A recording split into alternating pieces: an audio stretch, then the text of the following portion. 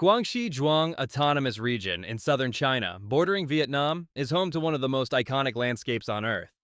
Those dramatic limestone karst peaks rising from flat river plains, the ones you've seen on the back of the Chinese 20 yuan note, that's here, the Li River between Guilin and Yangshuo. And the landscape is even more extraordinary in person than in any photograph you've ever seen of it. Fast montage, Longji rice terraces and golden sunrise light, Ditian waterfall on the Vietnam border, Zhuang minority festival dancers, street bowl of Guilin rice noodles steaming in morning light, ancient Chengyang Wand and rain bridge reflected in a stream. But Guangxi is so much more than one river. It has 2,000 years of history written into its mountains and minority villages, a culture shaped by 12 distinct ethnic groups, and a food scene so unique and so bold, it belongs in a completely different conversation from the rest of Chinese cuisine. Guangxi stretches across 236,000 square kilometers of southern China, roughly the size of the United Kingdom. It borders Vietnam to the south and the South China Sea to the southeast, and its landscape shifts from dramatic karst peaks in the north to tropical coastline in the south. Here are the places that belong on every itinerary. Bamboo raft on glassy green water, karst peaks on both sides, fishermen with cormorant bird on bow, slow aerial along the river valley, mist at dawn. The Li River cruise from Guilin to Yangshuo is one of the most celebrated river journeys in the world. 83 kilometers of pure, uninterrupted karst scenery. Limestone peaks with names like Elephant Trunk Hill, Five Fingers Mountain, and Yellowcloth Shoal rise directly from the flat valley floor as if pushed up from below by some ancient geological force. The river itself runs jade-green and so clear you can see the river bed. The classic cruise takes about 4 or 5 hours and ends in Yangshuo, a charming town surrounded by karst peaks with an incredible food and bar scene, bicycle-friendly countryside, and some of the best rock climbing in Asia. Tip: book an early morning departure for the best light and thinnest crowds. The scenery between Xingping and Yangshuo, the final 20 kilometers, is the most dramatic. Some travelers take a fast boat to Xingping and walk or cycle the last section for maximum flexibility. Visuals: cascading terraced rice fields wrapping entire mountain ranges, golden in harvest season, green in summer, silver with water in spring planting season, minority Yao women with extraordinary long hair. Longji means dragon's backbone, and when you see the terraced rice fields wrapping around entire mountain ranges in sinuous cascading curves, you understand immediately why. These terraces were carved by hand over 700 years ago by the Zhuang and Yao ethnic minority people, and they are still actively farmed today. The best viewpoints are Jinking, 7 stars with moon, and Ping'an, 9 dragons and 5 tigers, both accessible by steep hiking paths or wooden stairs from the village entrance. Visit in late September to October for the golden harvest season when the terraces turn amber and bronze. This is the most photographed time of year and genuinely one of the most beautiful agricultural landscapes in the world. Stay overnight in a wooden guest house on the terraces for sunrise. Worth every effort. Massive multi-tiered waterfall crashing across the Vietnam border, bamboo raft in the mist pool below, lush jungle on both banks. Few waterfalls in the world have the distinction of being located in 2 countries simultaneously. The Ditian Transboundary Waterfall, known as Ban Giok on the Vietnamese side, straddles the Guangxi-Vietnam border and is the largest transboundary waterfall in Asia and the 4th largest in the world. Massive, multi-tiered waterfall crashing across the Vietnam border, bamboo raft in the mist pool below, lush jungle on both banks. Few waterfalls in the world have the distinction of being located in 2 countries simultaneously. The Detian Transboundary Waterfall, known as Ban Giok on the Vietnamese side, straddles the Guangxi-Vietnam border and is the largest transboundary waterfall in Asia and the 4th largest in the world. 3 tiers of water cascade 70 meters into a turquoise pool where visitors can take bamboo rafts right to the base of the falls. The surrounding karst jungle landscape makes it feel completely lost in time. It's a 3-4 hour drive from Nanning, either self-drive or join a day tour from the capital. Most people think China's best beaches are in Hainan, but they've never heard of Beihai Silver Beach. I just spent a week exploring Guangxi's coastline, and this place is the real deal. The sand is so white and fine it almost doesn't look real, and the water's warm year-round. But here's the best part. It's basically empty compared to any other beach in China. You can add Weizhou Island nearby, volcanic beaches and coral reefs, perfect way to end a Guangxi trip. Now, to really understand why Guangxi looks and feels so different from the rest of China, you need to understand its history. And it is a history full of ancient kingdoms, fierce resistance, and a cultural richness that goes back over 2,000 years. Ancient bronze drum close-up, Zhuojiang rock murals aerial shot, artist illustration of Nanyue Kingdom. The story of Guangxi begins over 2,000 years ago with the Zhuang people, China's largest ethnic minority group, with a population today of nearly 18 million, the vast majority living right here in Guangxi. The Zhuang have inhabited this landscape since at least 5000 BCE, and their most remarkable legacy from the ancient world is the Zhuojiang Huashan rock art, a UNESCO World Heritage Site consisting of thousands of red ochre figures painted on cliffsides above the Zhuojiang River, dating back over 2,000 years. In 204 BCE, the Nanyu Kingdom was established, covering what is now Guangxi, Guangdong, and northern Vietnam, a powerful southern state that maintained independence from the Han Dynasty for nearly a century before being absorbed into the Chinese Empire in 111 BCE. Tang Dynasty map of southern China, ancient Guilin city walls remnants, traditional Zhuang textile patterns under the Tang Dynasty, 618-907 CE.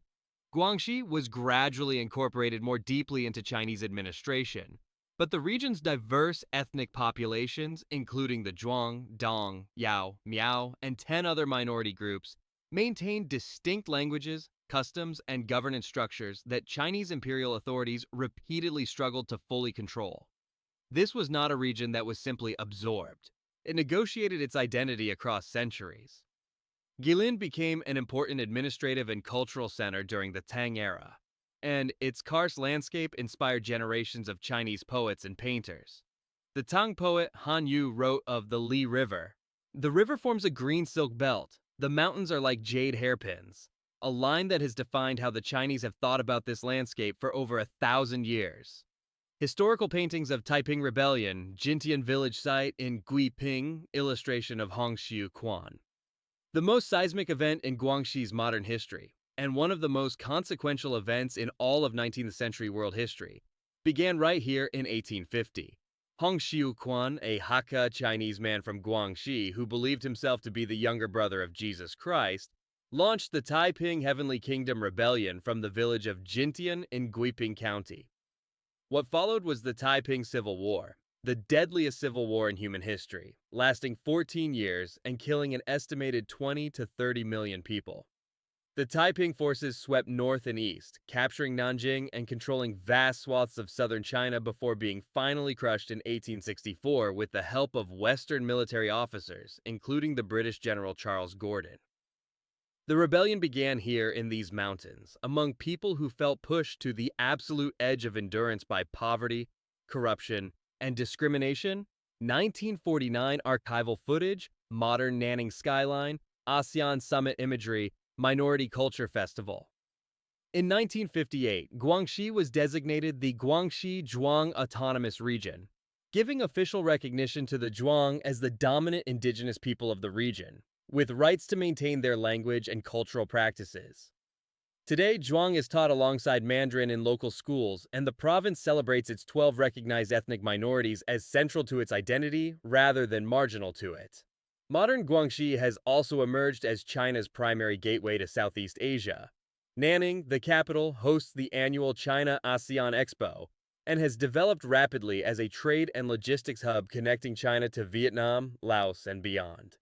The province is a fascinating study in how ancient minority identity and rapid economic modernization can genuinely coexist. 2,000 years of history, and all of it somehow written into the landscape and the food. Because Guangxi's cuisine is as distinct and extraordinary as everything else about this place. Let's eat. This bowl costs $2 and locals line up for it at 5 in the morning. I've been eating my way through China for the past 3 years, and this might be the most underrated noodle dish in the entire country. Guilin Mi Fen. Thin rice noodles in a broth that's been simmered for days with pork bones, beef bones, star anise, cinnamon, dried tangerine peel. The broth looks clear, but the flavor is absurdly deep. You add braised pork, crispy fried soybeans, pickled long beans, scallions, chili oil to taste. This is what soul food looks like in Guangxi.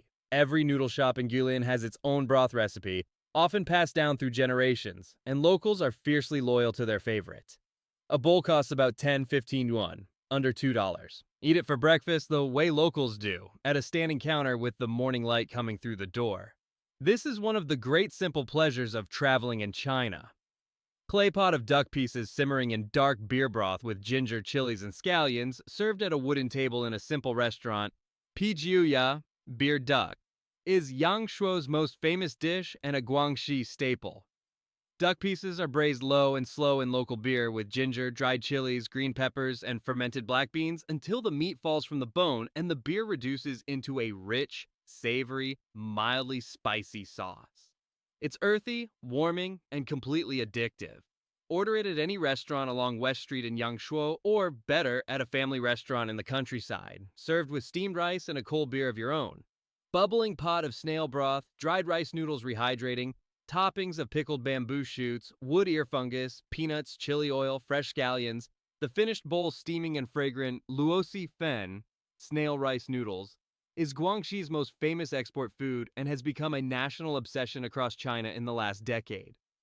It originated in Liuzhou, Guangxi's industrial city, and the key ingredient is a broth made from river snails simmered for hours with pork bones and spices. The broth has a deeply savory, funky, slightly fermented aroma, polarizing on first smell, completely addictive on first taste. Served with thick rice noodles and a mountain of toppings: sour pickled bamboo shoots, wood ear mushrooms, fried tofu puffs, peanuts, and chili oil. You'll find it everywhere in Guangxi, from street stalls to dedicated restaurants. In Liuzhou itself, it's practically a religion.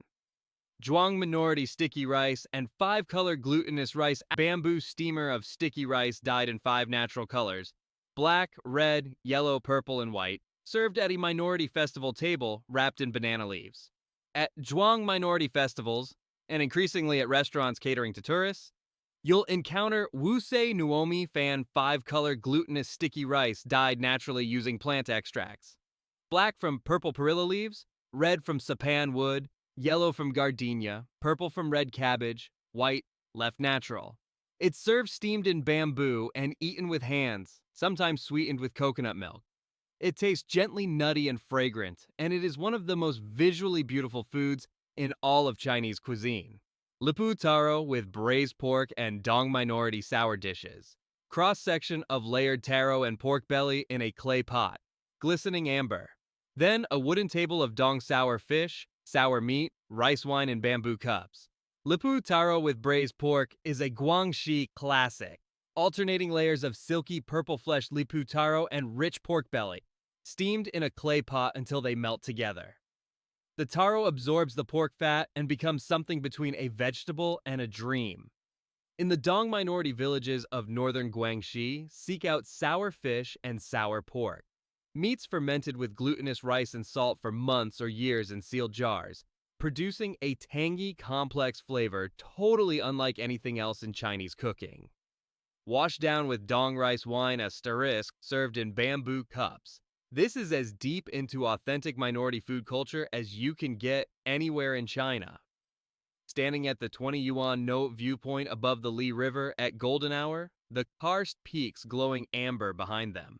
Guangxi is one of those rare places where every single layer, the landscape, the history, the food, the living minority cultures, rewards you more the deeper you go into it. Most travelers fly over it on the way to somewhere they think is more famous. The ones who stop, they come back, every time.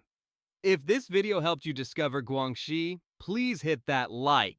It helps this channel reach more travelers who deserve to know about places like this.